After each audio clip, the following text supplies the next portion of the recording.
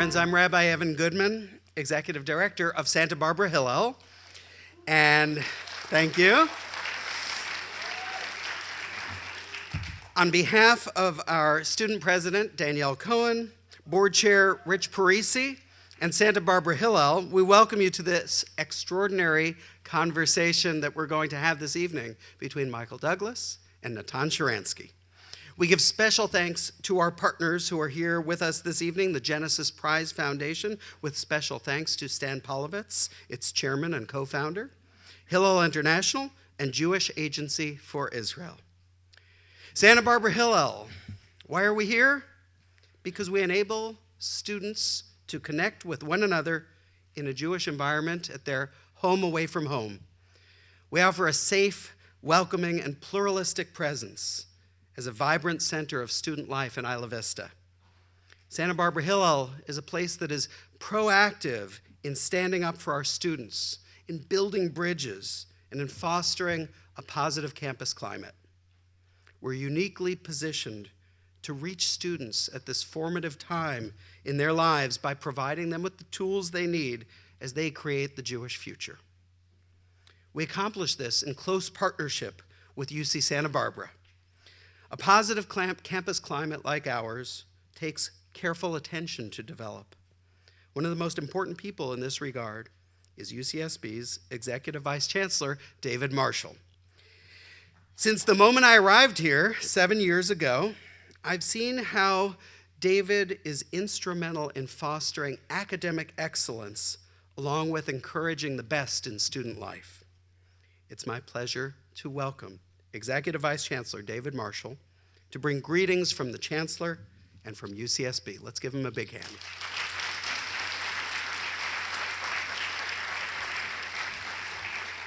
Thank you.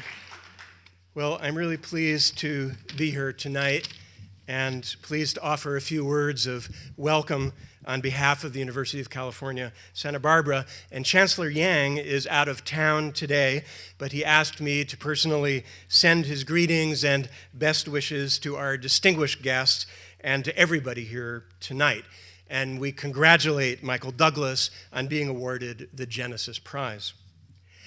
On a personal note, I'm especially pleased that Santa Barbara Hillel has brought this very interesting program, Jewish Journeys, a conversation with Michael Douglas and Natan Sharansky, to our campus.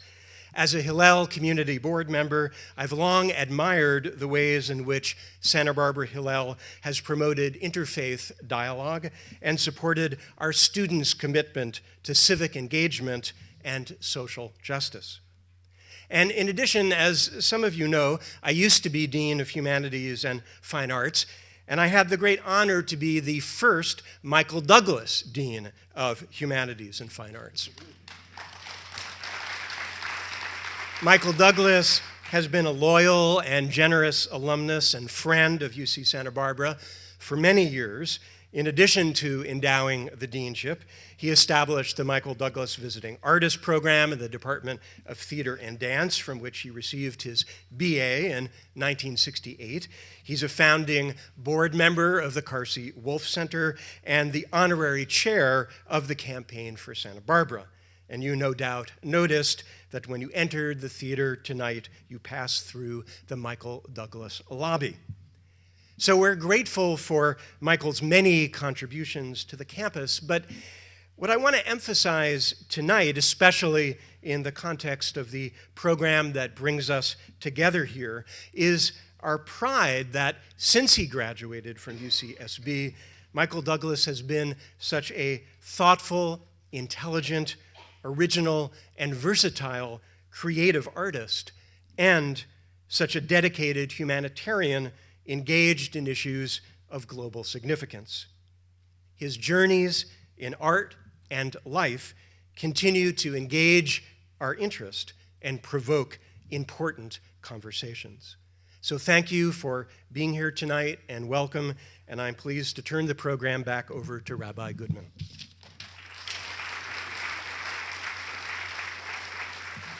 Thank you, David. And We are here for the students. We are here for all of you, and it's terrific to look out into our audience and see so many of our student leaders and students from across the campus community.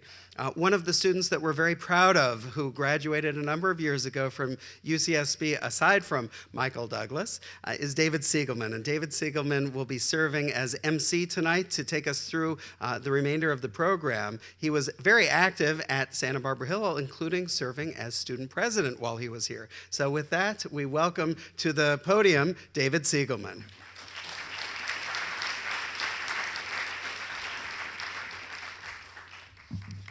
Thank you, Evan. It's great to be back home here in Santa Barbara.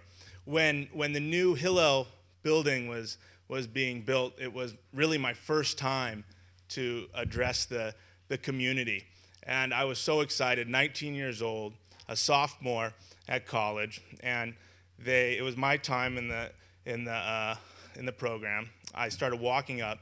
About halfway through, I felt a grip on my arm that was quite strong, and none other than our own Natalie Meyerson, who actually turns 96 next month. And halfway up, she stopped me to say, "We're excited to hear your remarks, but not if you're not without wearing a jacket."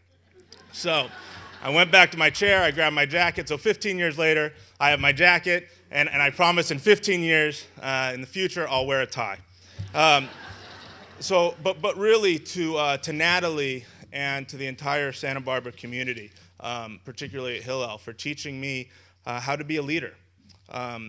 It's something that's carried with me forever. So we're really excited about the program tonight. There's nothing more powerful than hearing the stories of the Jewish journeys. We have two remarkable people here, but before we invite our out-of-town guests up, we want to have a couple of the locals here.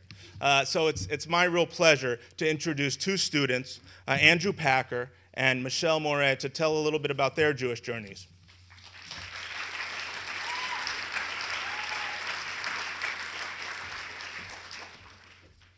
Good evening. If I had to guess, I would bet that the faith stories of most Jewish individuals do not begin with Sunday Bible studies, Easter egg hunts, or Christmas trees. Nor do they include Catholic school and a Jesuit education. How many Catholic households open presents Christmas morning and light Hanukkah candles just 8 hours later? How common is it to attend a cousin's first communion one day and a relative's bar mitzvah just months later? For me, Santa Barbara Hillel has enabled me to reconnect with my Jewish roots. Birthright with Hillel provided the gateway to my Jewish connection today. Growing up in an interfaith family, my everyday experience was a melting pot of cultural and religious values. My mother is Catholic and my father is Jewish. Although we were regularly exposed to Catholic Church, my parents were careful to never let Judaism leave the picture. Seder meals and latkes were just as common as gingerbread and prime rib. From a cultural perspective, I had no idea what to call myself, but I was comfortable with that. My upbringing has taught me that there are no easy answers and that questioning is ultimately how we develop spirituality. It was my ability to question and find comfort with the uncomfortable that led me to Hillel. This past summer, I decided to do what any broke, adventure-hungry college student would do: take a free trip to Israel. What I expected was a group of, for lack of better words, die-hard Jewish peers intent on changing my views, a conversion experience of sorts. What I found instead was a group of amazing individuals, all with different Jewish journeys, eager to ask questions. From a tour guide who doesn't keep kosher, to a bat mitzvah ceremony for a girl who doesn't believe in God, and a profound bus conversation with an Orthodox student, I realized that Judaism to me is very much about the community of people and the message of acceptance it conveys. My flight back to LAX gave me plenty of time to develop my understanding of religion in the context of someone with strong ties to multiple faiths. I was excited to come back to spend time at Hillel, but still hesitant to really jump into a community of people who may not understand my interfaith background. What I found at Santa Barbara Hillel was a continuation of my birthright experience, a celebration of culture, community, and heritage. As one might guess, Shabbat provides a sense of community and acceptance to me and many others. While attending Shabbat last quarter, I noticed that in addition to the regular attendees, new faces come and go on a weekly basis. Friends of attendees and people passing through Santa Barbara, some with no affiliation to Judaism whatsoever. are always welcome in the community and invited to participate in the meal. This is a testament not only to Santa Barbara Hillel, but to the concept of haknasat orchim, or welcoming in the strangers. Santa Barbara Hillel is a place of friendship and open expression. It allows me to continue my cultural exploration of Judaism and opens the dialogue on religion. As an interfaith student, my religious experience can best be defined through the words of author Michael Novak. The Lord God, the God of Judaism and Christianity, empowered our minds and gave us the ability to question. Santa Barbara Hillel helps to nurture my questioning and aid my spiritual journey with open arms. Through Santa Barbara Hillel, I have reconnected with my Jewish roots, and that is something I am incredibly grateful for. Thank you.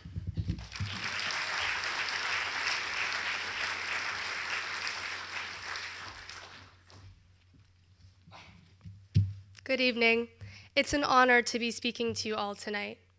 For as long as I can remember, I have held a special love for Israel, one that was fostered by my mother and father. It is difficult to describe this love because it is so overwhelming. This love encompasses connection to a people and the Hebrew language, attachment to a history and land, and investment in a struggle that has lasted for thousands of years. I am a senior at UC Santa Barbara studying political science and psychology, and I'm passionate about both my university and Israel advocacy.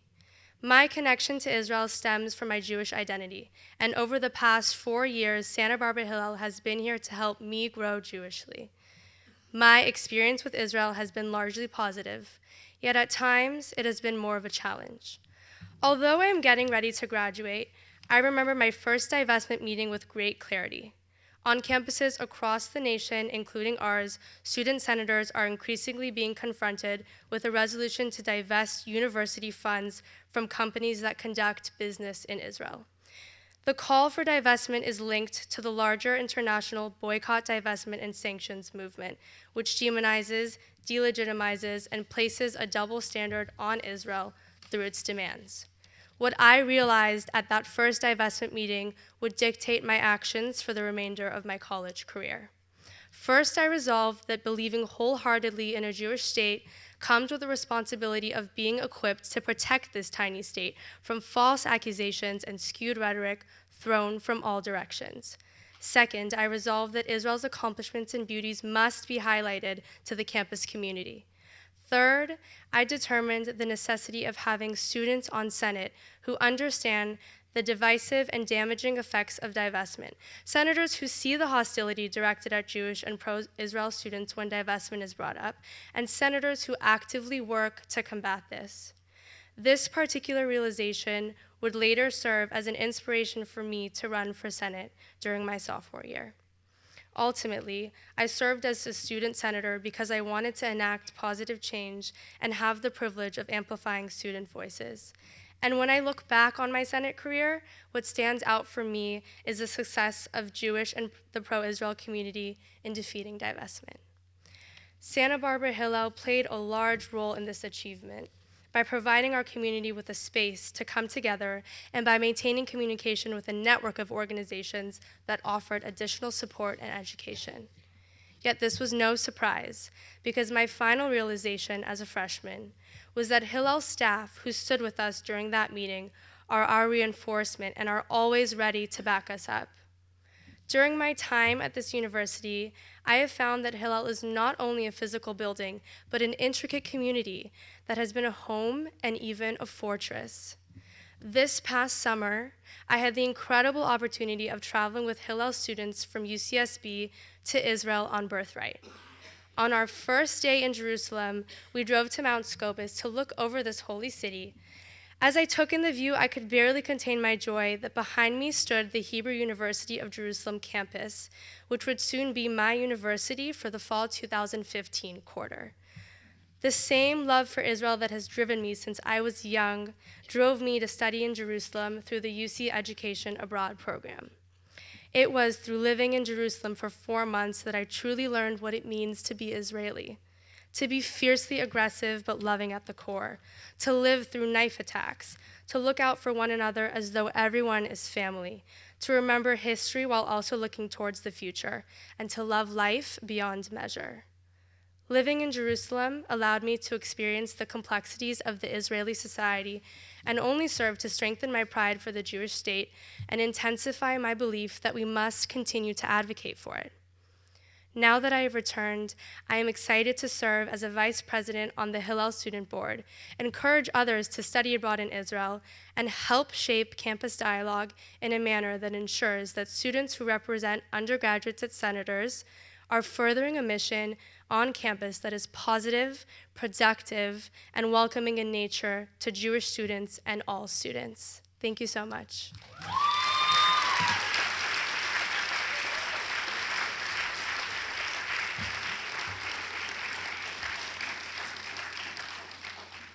Thank you, Andrew and Michelle. It's not easy to share your personal journey and your personal story, and that is the theme for tonight. The amazing thing about Hillel is that these stories are happening all over the country and all over the world. We're in for a real treat tonight, as we're going to hear two more amazing Jewish journeys. They're different in many ways, but circle back to one place tonight here in Santa Barbara. Last June, Michael Douglas was in Israel with his family to receive the Genesis Prize. He's actually the second Michael to win the prize, which has been dubbed by Time magazine as the Jewish Nobel Prize. Michael Douglas and Michael Bloomberg are the first two recipients of the $1 million award, which they've both generously donated back to the community.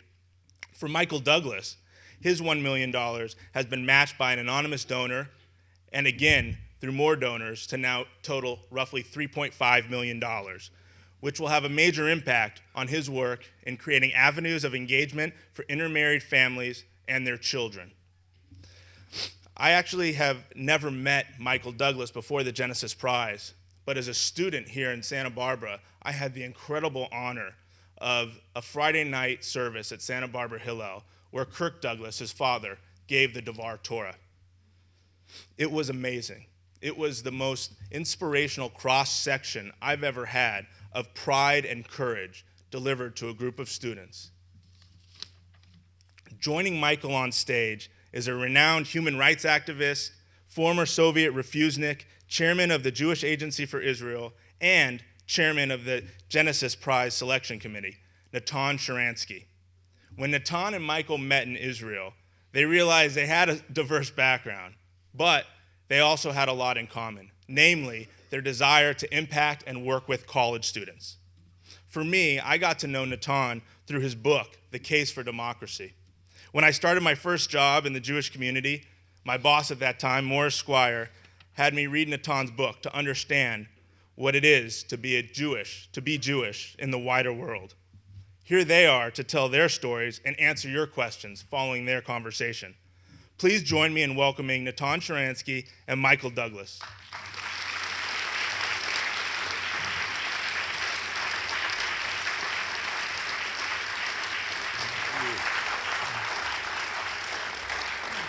I'm going to forego a formal introduction. Based on your applause, you know these gentlemen, and they're here to tell you about themselves in their own words. David, thank you, Rabbi. What an introduction.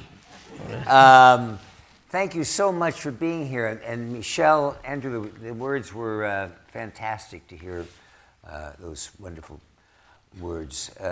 This is our last night together, Natan and I. I feel like I'm going to lose my brother for a little while. Thank you all for being here. There's so many people to thank. The Hillel organization, Hillel has done just an amazing job of become aware of what they've done, just the time that I've spent.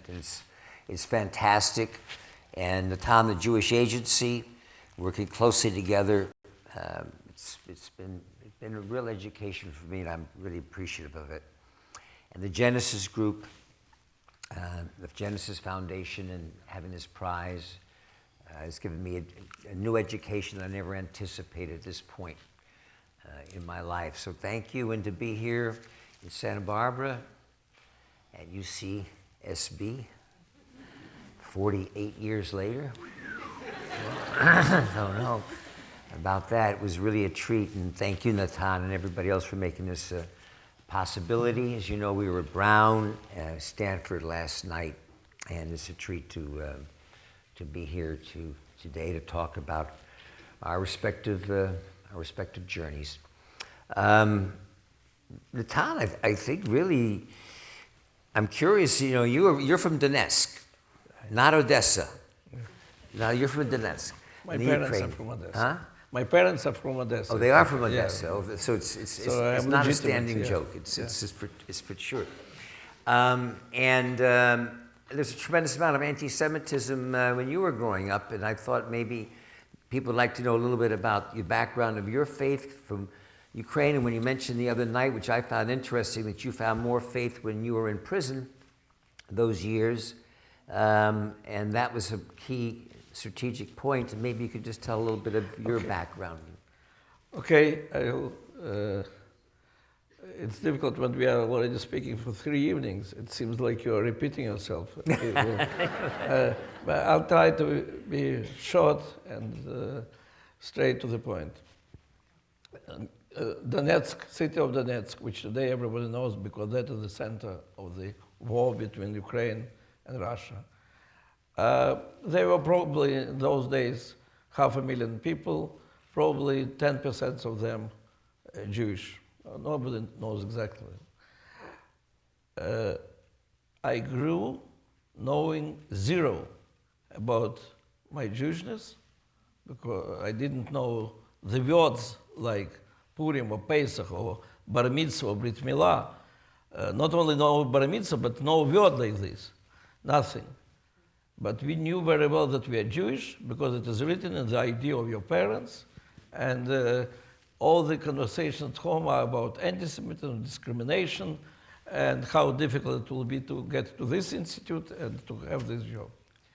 So the only Jewishness which was in our life was anti-Semitism, and so it was very bad. It was like to be born with some very bad disease, and you have to learn how to cope with this, what kind of medicine. And the medicine was very clear. Parents are telling to you that because you're Jewish, everywhere, in school, in university, in kindergarten, you must be number one. In physics, or in mathematics, or in chess, or in music, or in dance, whatever, it doesn't matter. You must be the best in your profession. That is the way how we Jews survive.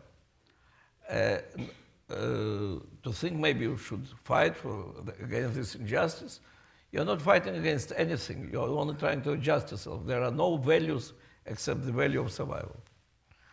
And when it changed, in 1967, Israel entered our lives very powerfully because the victory of Israel over allies of Soviet Union was a huge humiliation for Soviet Union. After all, it was the most powerful dictatorship in the world. They gave a lot of money, a lot of weapons, a lot of their soldiers went there, and then such a humiliation. There is a lot of talk about Israel, and suddenly you find out, you discover that all the people around you, your friends and your enemies, they all connect you to Israeli army, as if it is your army. And you want to understand why the world connects you, and that's when we start reading in the underground from the books which were brought by American tourists about ourselves. And suddenly you discover that there is such a great history, which is not history of Soviet communist revolution, not a history of all these repressions of Lenin and Stalin, but that's history which begins from Exodus from Egypt and goes through 1,000 years straight to the Exodus of Leon Uris. There was such a great book, which if you read today, you think, oh, Boba Mises. Yeah, but for us to realize suddenly that people almost of our age can be such an active part of this unique history, you want to be part of it. And then in addition, you discover that all these Jewish tourists who are coming from Australia, from Miami, from London, from everywhere, they're all from Odessa. Oh, your father is Odessa. And my father or mother or grandmother, somebody is from Odessa. So they say, maybe we are family, let's count. And so you find out they are all one small family from one shtetl. And you find what a great people it is. They all want to help you. And third, you discover that there is a state which is ready to send airplanes to the end of the world to set you free. Later, when they came to arrest me, the picture of Yoni Netanyahu was on the wall. And not because of Bibi. Bibi then didn't exist in our lives. But because that was the soldier who led the operation to release hostages, Jewish hostages in Entebbe. And it was clear, then for many years in prison, you hear the sound of the airplane, and you immediately think about Entebbe. And you know the day will come, and Israel will send airplanes. That was this powerful feeling of discovery of your identity, history, people, and Israel. And then you have enough strength. Then suddenly there are values in your life. You not only how to survive physically, but in fact, how to be part of something much bigger than your physical survival. And that's when you have enough strength to start fighting for your rights and for your desire not to be part of that society, and then for the rights of the other Jews, and then for the rights of everybody. And that's how he became spokesman of two movements, Jewish movement and human rights movement in the Soviet Union. And that's how my journey continued. Now, what about you? Okay. Mine is rather short.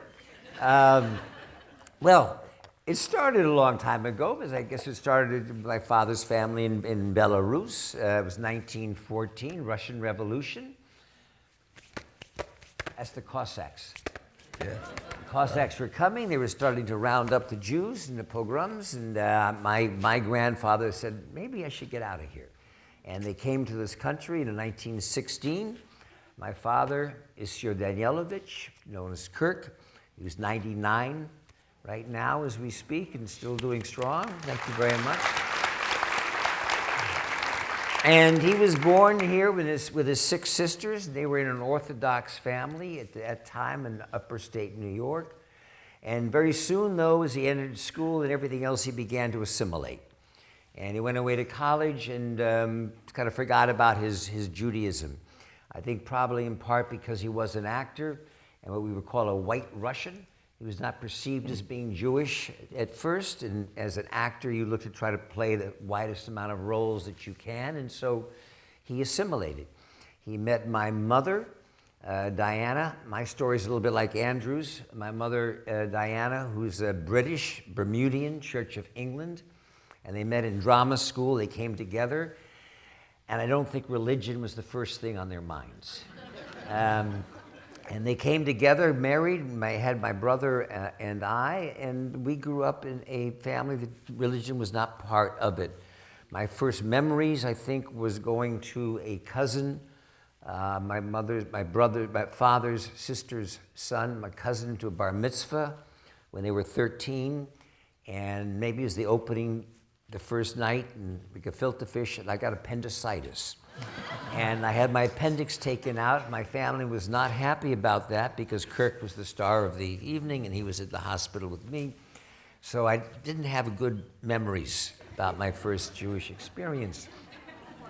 Then later on, when I was in high school, I kind of remember that we had an intramural volleyball team together that was called the Non-Denoms. And we had our T-shirts had a Star of David with a cross in the middle. And I guess it was kids like me that came from mixed families. And so I continued through my life. And I realized, though, that Kirk, and if you notice a lot of his performances and the kind of intensity that he had, deeply had a real rage, because as a person who was not perceived as being Jewish, he heard a tremendous amount of anti-Semitism throughout his life, and I think that's part of the anger that came from that. But I've continued along, other than my closest spiritual experience was right here in Santa Barbara as a 1963 to 65 as a good hippie, sitting right here in school, working with the Student Meditation Society, the Maharishi Mahesh Yoga, doing some slight medical research on just early assistance for early glaucoma. We were just working on everything, things like that. But other than that, I remembered things went along fine, and I married my wife, Catherine, and had two kids. And lo and behold, my father, I should preface this by, my father, when he turned 70, just about the same age as I did, had a horrendous helicopter accident. He survived, and other people in an airplane crash died, and he basically asked himself, why am I alive and they are dead? And he began to get back to his roots and studying the Talmud with Rabbi Volpe, who you met last week, and it changed his life. And I remember, that's 29 years ago, and I remember how much he's changed, how much more kinder and gentler and spiritual that he has been in that period of time. It was tremendous influence. And then my son, Dylan, going to school here back east 4 or 5 years ago, having different friends going to their houses for the weekends, and a couple of the friends were Jewish. They would celebrate Shabbat. He would light the candles. They would go to Hebrew school the next day. He would hang out. And he came back about 8 or 9 months later, and he said, I want to be a Jew. I said, well, I want a bar mitzvah. And I said, well, what is it? He said, Dad, I don't know. When they light the candle and they talk, there's something I feel of community. There's something in my heart, my soul feels. I said, Dylan, this is wonderful. Little thinking maybe he just heard about the party, how much gifts he was going to get and all of that. But no, he really felt strongly about it. And so he studied voraciously. He brought the values that he was studying, things that I was aware that I was in some part felt a need to do, Tikkun Olam, and others. And my wife, who's Welsh, really supported it. And he went on this journey and had a bar mitzvah. We went to Israel and celebrated it. Went to the wall. A few pictures were taken. Made the Israeli press. Next thing I know, the Genesis group contacts me and presents this incredible prize and this opportunity, which I was truly touched because I felt I was part of the tribe. And I never knew that it meant so much to me to be the part of this group. As secular as I am, just a part of that community and the values that they represented meant a tremendous amount to me. And I'm so very, very grateful because Natan, among all the other things he does with the Jewish Agency and in the Israeli government, he also is involved with the Genesis group, and he was chairman of the select committee and largely responsible for choosing me. I've always wondered how and why. He shared this with me, and I feel honored, and I feel really honored to be part of this whole trip with you. And thank you. You've enlightened my life and brought a lot of wisdom to it. So that part is great.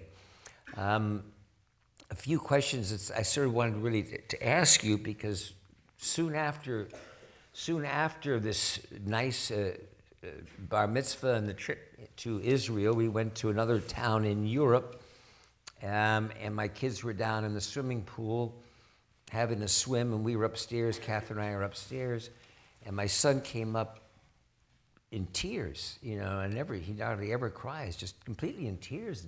And somebody had really raged at him when he was in the pool about doing something, and I thought maybe he'd acted out.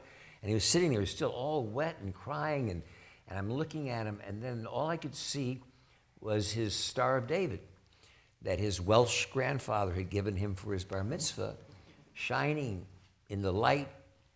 And I said, I wonder. And I went down to the pool and saw the pool man there at the hotel. And I said, was my son? He said, no, Mr. Douglas, your son was fine. He was a gentleman.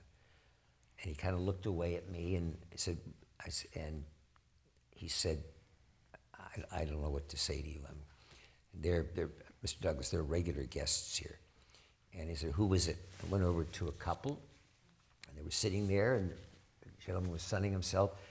The wife was Michael Douglas, had a little bit of freaked out.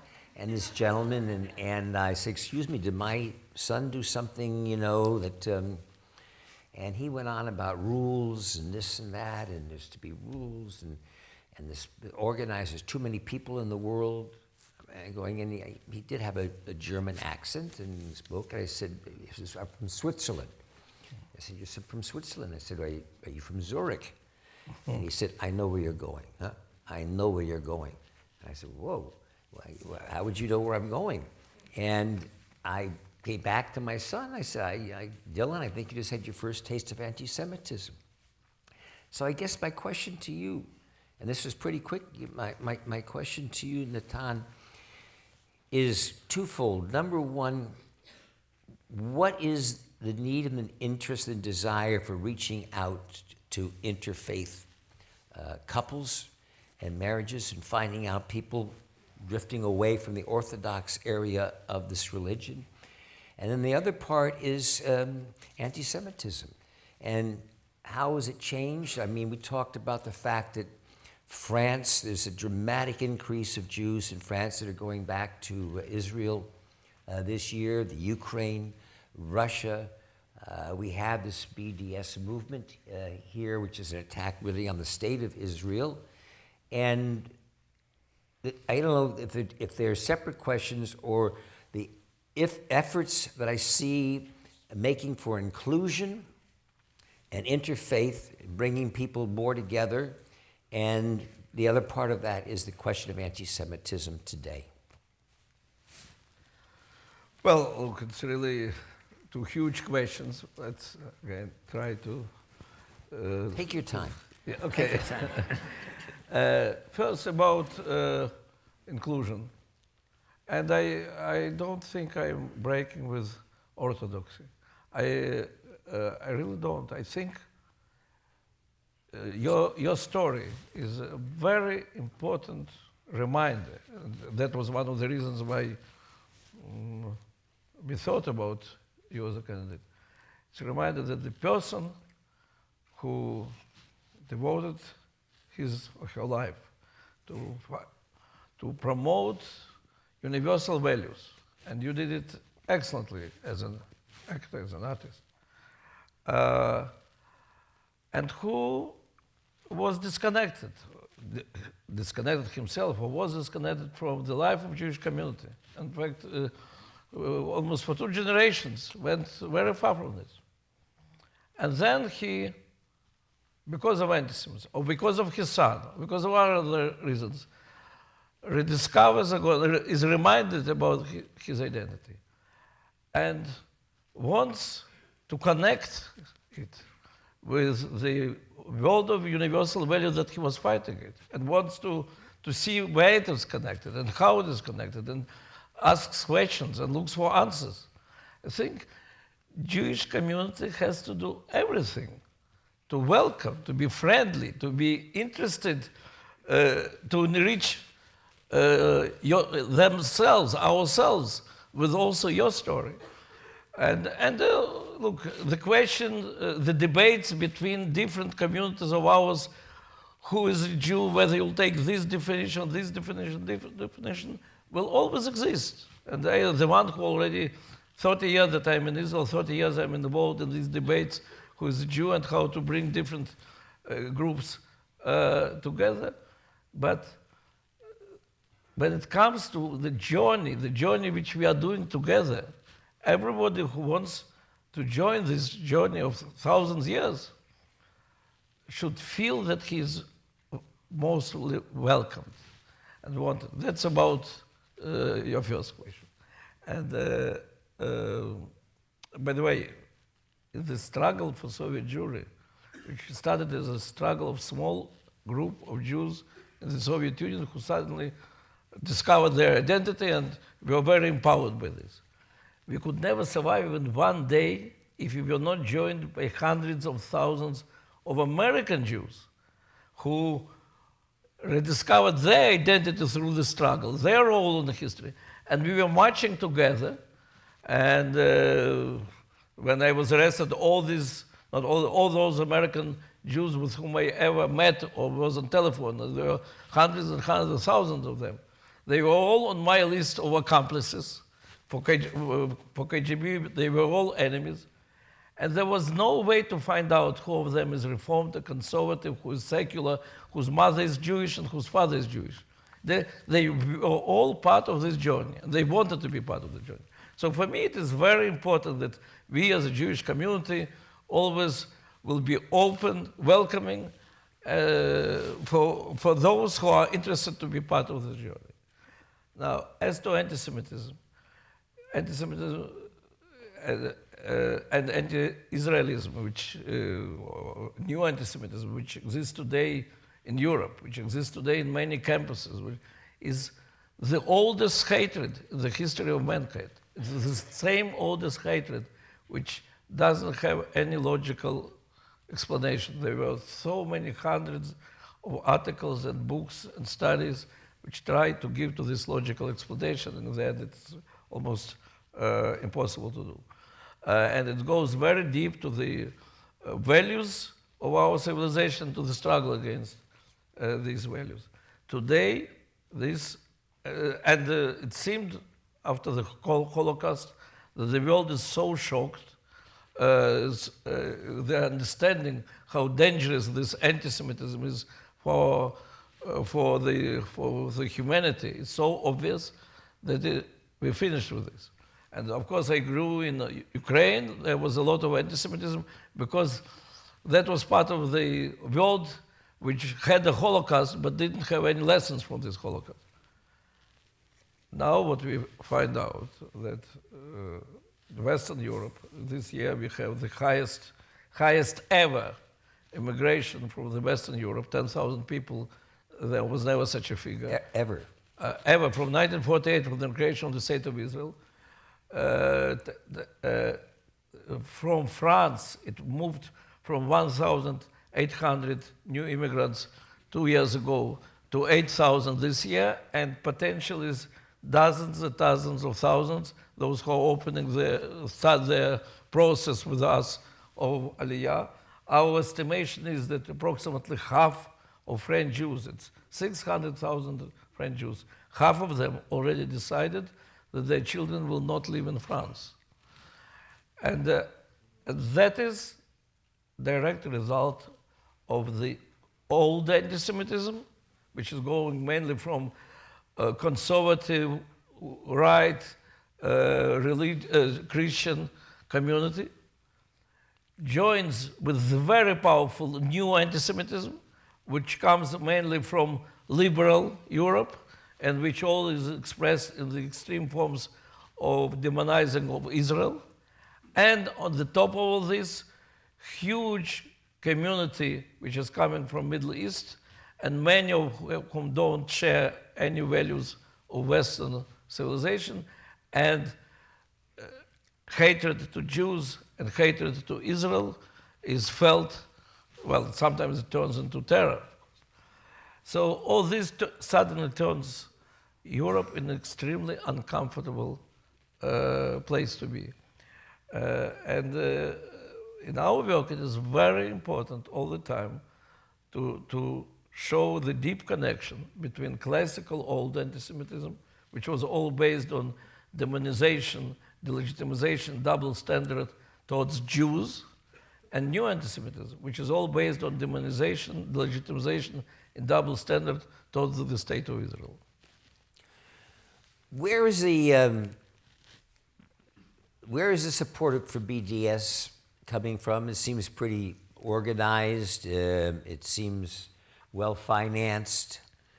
Yeah, well, first of all, though of course BDS movement and many activists of BDS movement, and sometimes even naively, believe that the aim is protection of human rights. If you look even on the internet site and listen to the leaders, what is the real aim of BDS movement? The real aim is destruction of the State of Israel, which of course is masked by the demand stop immediately occupation, because occupation is the biggest violation of human rights. How we can stop the occupation without committing suicide, it's not our business. But if you look, they don't even mask the leaders, that the real aim is that there will be no Jewish state, that Jews will be minority in another Arab state. Second, if you look at the history from where it started from the Centers for Middle East Studies like 15 years ago, which started appearing in different campuses, which were all financed by Arab countries. Then, with the time, yes, this movement was joined by some liberal forces who didn't even realize that how they are used within a very organized, concentrated effort of financing coming from the worst enemies of Israel on one hand, and from some European countries who fed with this newly emerging, or the old anti-Semitism turning into hatred towards Israel. And when I was probably on more than 100 campuses, and I remember how it started as the divestment movement, as movement against occupation during the Second Intifada. And step by step it turned into boycotts, academical boycott, professional boycott, boycott of doctors. And it was always based on extremely hypocritical double standard. For example, boycott of Israeli universities because they're discriminating Arab population. In Israeli universities, there are more Arabs studying in Israeli universities than in any Arab country. It's simply, there is nothing even to compare about these opportunities. Or just recently, this boycott of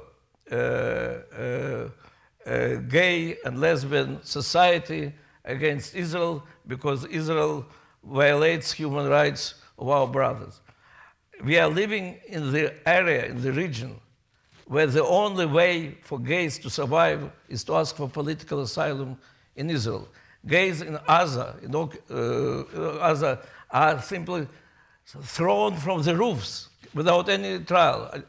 I was traveling on the university once with one Palestinian gay who agreed to be for some months, and then he was afraid. He also decided to go underground, but who agreed to speak how when in Ramallah they found out that he's gay, they gave him a choice: or you will become a suicide bomber, or you will be killed immediately. And he agreed to become a suicide bomber, and he escaped to Israel and asked for political asylum. So, well, and of course Israel is, is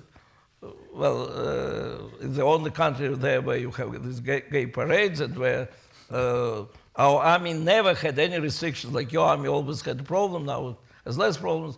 In Israel army, it was this question never even raised. I'm not now promoting gays parades. I simply want to say that it's such a highest level of hypocrisy here on the universities. Here from the people who have to know better than anybody else that simply all their brothers will be killed if they will not escape to Israel from Syria, from Lebanon, from Gaza, and so on.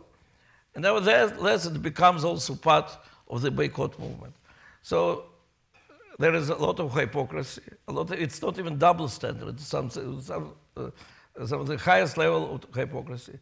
It's basically is financed by the forces who want to destroy Israel, and where we really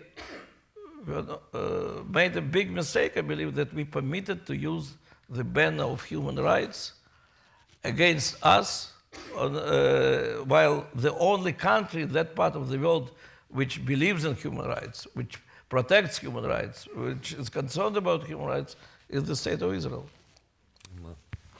I On a real positive note, I don't know if anybody saw this week, really in large part due to Natan and the work of the Jewish Agency with the Western Wall and opening it up for. I mean, let me raise a hand. How many people have been to Israel? I'm always amazed. You got a lot of tourists. You got a lot of visitors. Well, I guess, I mean, again, when you're over there and you see the wall and you understand what you've accomplished, and I'm blown by the negotiations that's going on. You've mentioned this is 3.5, almost 4 years of talking and working with different organizations to allow with the women of the wall and the mix to be able to be there with the Orthodox, and maybe just want to talk a little bit about that whole process. Well, yes, it so happened that in the middle of our tour, just this Sunday, there was a historical meeting of the government. Why it was historical? Because I think it was the first meeting of the government ever when somebody participated in this meeting through Skype. And that was me. I was in Pasadena, but because the issue for which I was, on the request of Prime Minister, was leading negotiations for 3 years, so like to make the last push, I made it through Skype, speaking to the government meeting. And what I was saying that whether some Israelis understand it or don't understand, but big part, maybe majority of American Jews see themselves as part of Reformed and conservative Jewry. And in these days, when our mutual dependence is so big of American Jewry on Israel for their strengthening their own identity, on Israel, which is under permanent attacks of our enemies, and of course our first allies are Jews of the world. And if all to think that we expect, and correctly so, from these Jews to fight every day against the legitimization of the State of Israel, and that's at the same time we are not ready to give them full legitimacy, it's absurd. And it started more than 3 years ago when Prime Minister called me and said, Natan, I cannot see these pictures anymore. I can't accept that the wall became something which divides our people instead of uniting it.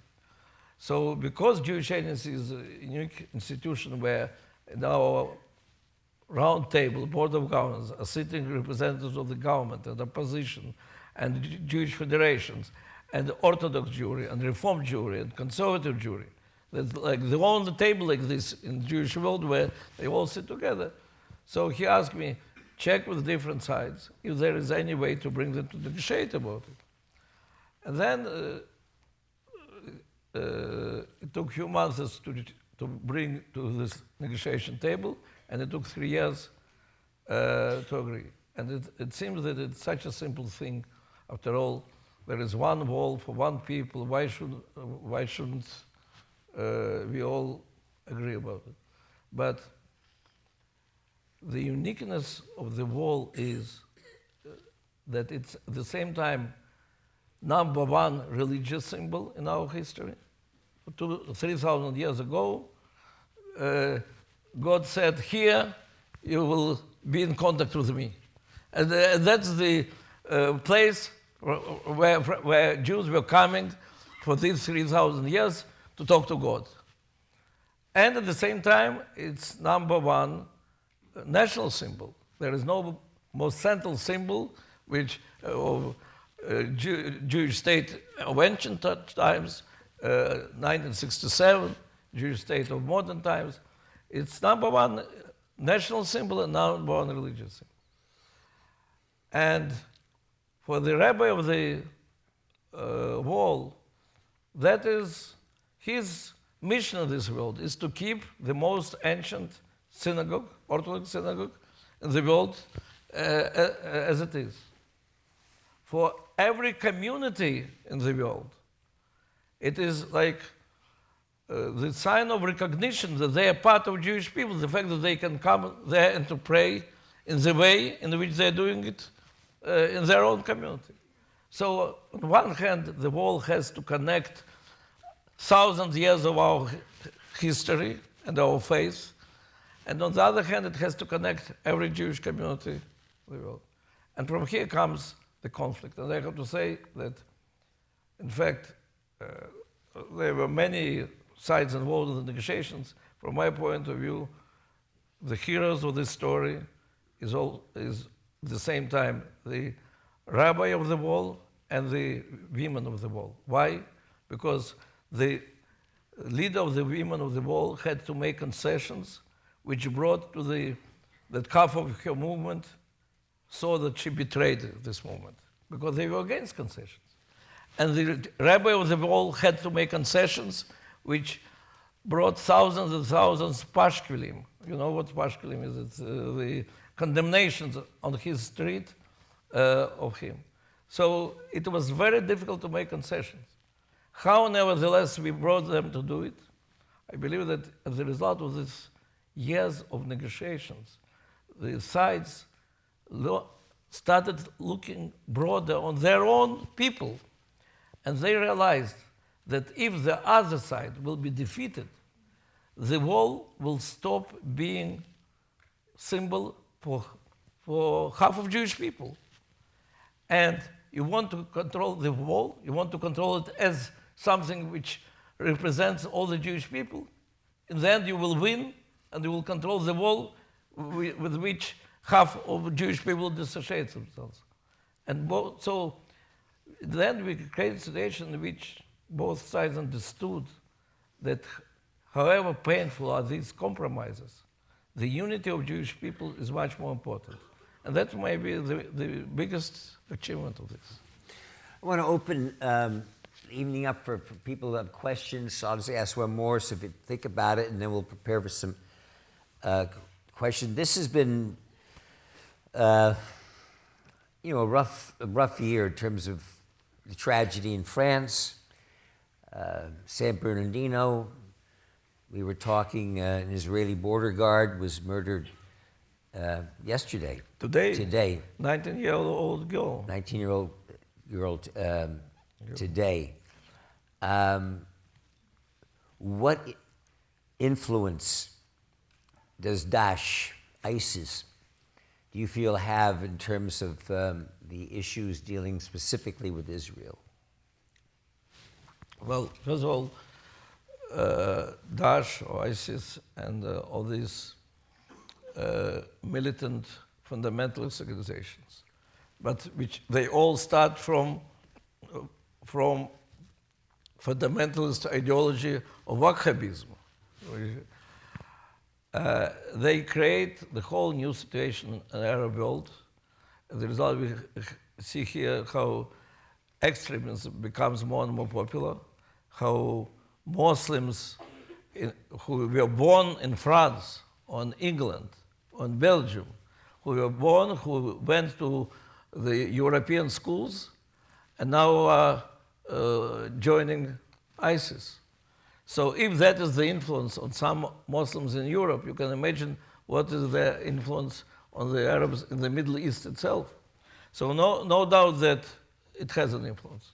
But at the same time, the day-to-day propaganda of Palestinian authority with which we are supposed to be partners and then to build peace. Many of these terrorists who know more than 30 Israeli citizens were stabbed to death in the last few months, and more than 300 were heavily injured. And Palestinians who are doing it, many of them very young, they say that they were inspired by broadcastings of Palestinian TV. And many of them, of course, are inspired by the slogans of ISIS and by these videos of ISIS, which are shocking for many of us, but which are like appealing to the most primitive, dangerous feelings of those who want to glorify death. And that's very dangerous. Yeah. David, are you going to take us for questions? Or Are there any questions from? Hi, my name's Danielle Cohen. I'm a third-year film and media and sociology major and currently the student board president of Santa Barbara Hillel. My question is for Mr. Sharansky. First of all, I'd like to say thank you for sharing and for all of your hard work regarding the new compromise at the wall. I was wondering what challenges and opportunities you see going forward with religious pluralism in Israel? Oh, I thought if you are, your specialty is films, so you can ask Michael, unique opportunity, but the Israeli film market is still a small market. Look, first of all, it's a very complicated problem. I will not go now into the history, but it so happened that Israelis, definitely founding fathers of our state, didn't face this situation when, as Ben-Gurion was saying, the synagogue to which I don't go is Orthodox. He didn't go any other thing. Or you go or you don't go, or you're Orthodox or you're secular. And there was no confrontation between this point of view and this pluralism of Jewish world in those years. With the time, it developed in bigger and bigger problem. I believe that if we will succeed with this compromise, it's a great base for addressing many other problems of recognition, of conversion, of Shabbat for everybody, and many other things which are in the middle. Because the moment you accept the principle that we are Jews as a religion and we are Jews as a nation, and whatever the Jewish state does, it has to keep compromise between connection with 1,000 years of tradition and connection with every Jewish community in the world. The moment every side agrees that it must be met in the middle, I think we have a very good opportunity to go ahead. And that's why I'm very encouraged by our success, though it took us a few years, but still, we'll see. Thank you. More questions. All right, we'll do one more over there, and then we'll move this way. Please stand up. Hi, I'm David Segura. I'm a fourth-year student here and a sociology major, and my question is for Mr. Douglas. As a student, I'm just really curious about what it was like going to school here at UCSB, aside from the important medical research that you were doing. And also, Isla Vista was at the vibrant community that we see today of wonderful students, and the Jewish presence on campus, was it big, was it small? Thank you. Well, like my mother and father, I wasn't very aware of the Jewish presence in 1963, although the summer after that, 1964, my father did a movie called Cast a Giant Shadow, the story of Mickey Marcus, and I spent the summer in Israel. It was my first trip to Israel, one of the most extraordinary experiences I ever had at that particular time, in terms of a country that I did not know a little bit about, but I learned a lot about, in terms of how recent their battles and their war had been. I remember filming, and because the jets were flying overhead, and because of the size of the country, before you knew it, they were flying back again, going down to the other end, and it was always a problem because we had to wait for the sound and the frustrations. I remember being in the restaurants that the film crew was staying at, not understanding why on weekends we couldn't have a hot meal. And who was this gentleman in this black cloak, this hat, walking around the kitchen, you know, making sure the lock was on the toaster, and understanding this kind of complex mixture between religion and politics and the state. But as far as being here in Santa Barbara, it was a magical time, the most important time of my life. I grew up on the East Coast. I basically came here to the university because when you look at your college advisor, he's sort of like a travel agent. You know, he's going through the different brochures. And I said, wait a minute, let me stop. And it said, Campus by the Sea. And I looked at it, and this is back east, and all I saw, there wasn't one building in sight because all this was Marine barracks. You know, all Marine barracks and one Campbell Hall was the only building that was here. The rest of it was Marine barracks. And there was a guy walking down the beach carrying a surfboard with two girls in two-piece bathing suits. You never saw a two-piece bathing suit back east in 1963. And I said, I want to go there. And it turned out, and God bless Ronald Reagan, it was the height of the UC system. They attracted all these incredible professors from back east. It was an extraordinary system, had a fantastic theater program at that time, and has continued to grow amazingly under the artful hand of David Marshall, who's now moved up. And so it was a magical time. It was obviously it was exploding. There was a tremendous number of protests going on vis-a-vis the Vietnam War at that particular time. Wednesday silent protests out in front of the library. So it was an exciting, wonderful time, and I remember it very, very fondly. And it's nice to see, just being here now. Natan arrived for the first time and literally got off the plane, and it was a beautiful day today.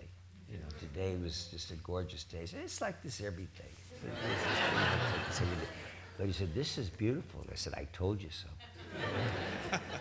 Well, after Jerusalem, it's very beautiful. Okay, another question.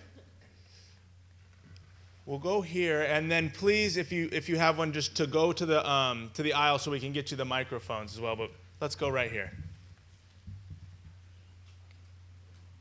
Did you have your hand up? Yeah, please. Hi, I'm April Savage. I'm a bio major, third year. My question to, I guess, both of you, but mainly Michael Douglas, given your background and experience in interfaith work, what advice would you give to me and my peers as college students of how to foster interfaith climate on campus? Well, I think certainly through Hillel, which seems to have a wonderful warmth. I mean, it's basically, I think, an issue of being candid and open and not being afraid. I mean, for all the years, you know, the Reform movement really was 1983. The Reform movement acknowledged that if your father was Jewish, and so, you know, as people always say, don't talk about politics or religion, and you'll always get along. But I think, particularly now, and we were talking earlier about one of the issues with this BDS movement and everything else, and watching Natan, when we had a group of protesters at Brown University when we spoke, and how Natan goes out and talks to people to try to find out, you know, what the issues are, and very quickly you find out they don't know how to talk. They really don't.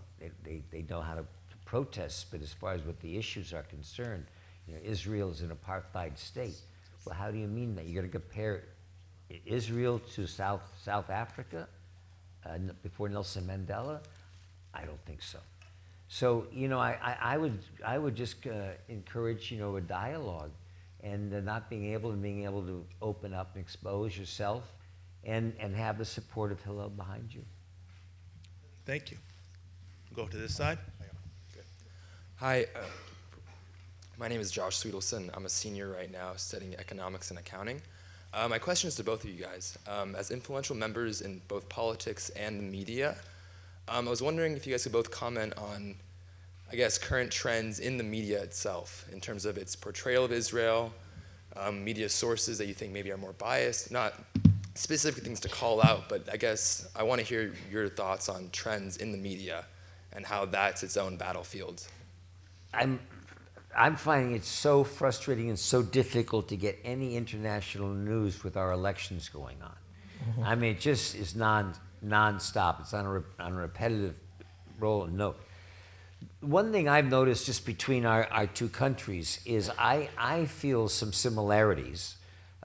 This is not a criticism, but this is just a reality between Likud party and how you put a coalition together, and watching what happened after the last elections, and bringing it all together, and the Republican Party, which is dealing with a Tea Party aspect on one side, and how it affects where your channels are, where all of us are used to be, everyone's trying to get to that middle center, whether it was center right, center left. Both countries and parties seem to be being pulled away. And we have an election going on now where, ironically, we have two further sides than normal, extreme left, extreme right. And I don't know how much the media is talking about that. I know because of the issue which we did not get a chance to talk about, which was Iran, and the agreements, and when President Netanyahu came over here to Congress, I mean, that certainly caused a lot of friction in terms of our parties. So I don't know, what would you say? Well, look, I think the problem with the media, it's strange to say, but it's the same as the problem with these protesters in Brown University, because when you try to take them from the slogans to substance, they really don't want even to go to substance. They don't know the substance, and they say, don't try to take me deep. I am really not interested in it. The problem with the media that it is so superficial, so extremely superficial, and it's all about the picture. And it is so easy to have a picture of Palestinian suffering that because his house was destroyed in Gaza, and it's much more difficult, or it needs a serious effort, a serious analysis, why his house was destroyed in Gaza, or why there is fourth or fifth generation Palestinians live in refugee camps. And I have to say that my attempts to have a serious discussion with the journalists of newspapers, which are supposed to be very serious newspapers, they were, as a rule, disappointing. They really are not ready to go deep into the analysis of the phenomena, and it's dangerous. They help to this war of slogans against Israel. So what we have to do is always to try to take any statement which is done, and try to analyze it in view of the realities of the Middle East. Because if we go into what's really happening in the Middle East with unique, unprecedented wars of fundamentalists from one side and from the other side, and that they own this very small island of decency and democracy and human rights and Western values, which is Israel. And then you look at this, you live this through the situation, you know the situation very well, and then look on your most prestigious newspapers, and there is only pictures, and one can think, if he judges from these pictures, he can think that the only place in the Middle East where some awful things are happening, it is Israel. So it's unfortunately, I don't know how it happens, but, and by the way, the public opinion in America, I find out, is not influenced somehow by this press. I would be concerned if I were editor of the newspaper, and every day you're publishing pictures about how awful Israel is. And then you make polls, and poll after the poll of American public opinion. And it is very favorable to Israel. And Americans continue naively believing that Israel is the only democracy in the Middle East, while the newspaper says something opposite. I would be very concerned. Probably these newspapers don't have real influence. Do another on this side. Hi, I'm Ariella. I'm a fourth-year political science and international relations major. This question is for both of you. Thank you so much for being here. Natan, I'm sorry for politically bombarding you again. I can't help it. So as someone who has a deep connection with Israel and a love for my own Judaism, I find that, or my beliefs are that love doesn't come without complexity and criticism. And I find that whenever I do criticize Israel, from its policies on asylum seekers to the occupation itself, I come across shutdowns in that my opinions aren't valid because I'm not from Israel and I'm an American. So as people, as leaders who really believe in building Jewish education at a young age and fostering this sense of connection to Israel, how do you balance the ability to love that country, but also be able to criticize some of its actions and policies? Well, I had an opportunity to answer your question, but today in the afternoon, but I will be glad to say it again for the bigger audience. If somebody tries to shut you down, how is it? Don't let anybody. Jews and Israelis never permit anybody to shut them down when they criticize Israel. It's against our Jewish nature. So if there is Jewish organization who believes that the best way to protect Israel is not to permit people to criticize Israel, it's not really a Jewish organization. You have to check whether it is really Jewish. Now, I think whatever your political views, to the left or to the right, or to more Orthodox, less Orthodox, whatever your political views, you'll find out very strong voices in Israel which support your opinion. So that's why every young Jew who is coming on birthrights or any other program, or on our programs of Masa, spending their half a year, 1 year, as a rule, he or she is becoming stronger in their political views because they find out that here are the people with authority who say exactly what I believe. And it doesn't matter what are these political views. You will always find those who support your point. But all those who spend some meaningful time in Israel, whether they are becoming more strongly pro-Likud or more strongly pro-Meretz or more strongly for Reform Jewry or more strongly for Orthodox Jewry, they all discover that that's their family, that here they feel themselves very comfortable to express their views because, as I quote them, here we are loved not for our views. So those who are trying to prevent you from expressing your views because of concern for Israel, they are doing this service to Israel also. And I really call everybody, and Hillel from this point of view is an excellent organization, which gives place for debates, but the base of their position is deep love to Israel and deep concern for Israel. And then we can disagree with you, or maybe not disagree, but what is the best way to protect the interests of the state and of the Jews and of the Arabs who are in the area. Thank you. I'm looking at the clock and realizing I have a 6:30 a.m. flight tomorrow. Out of here. That's your problem. David, I just wanted to say before we wrap it up, Natan, I've had the best week with you. I've really enjoyed this week and talking, and I feel that in a week's time, I've had a college semester, an education, and I'm so happy that you like Santa Barbara because I am going to recommend that you come back as a guest lecturer with your family and stay here for a while. And I think it's all for you.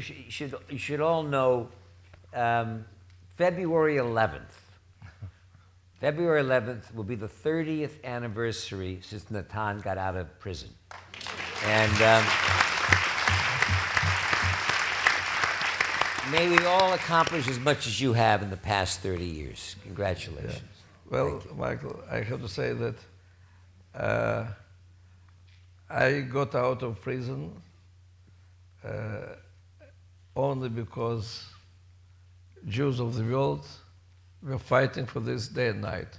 I had 9 years of vacation. I was sitting and waiting, and all of what I was doing, I was saying no to KGB, and by this I did all my 613 commandments.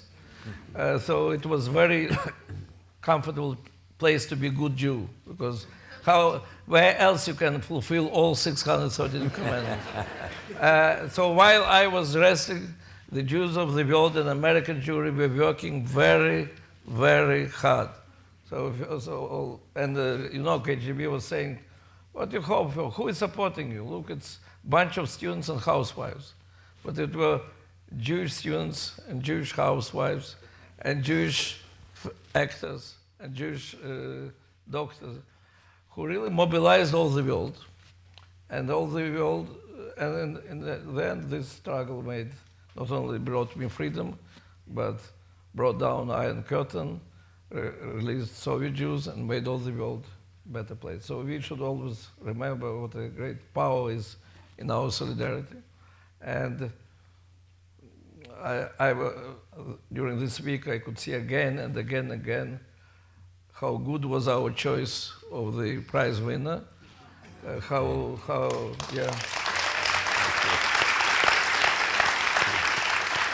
because I never in my life had so many selfies with Hollywood celebrities.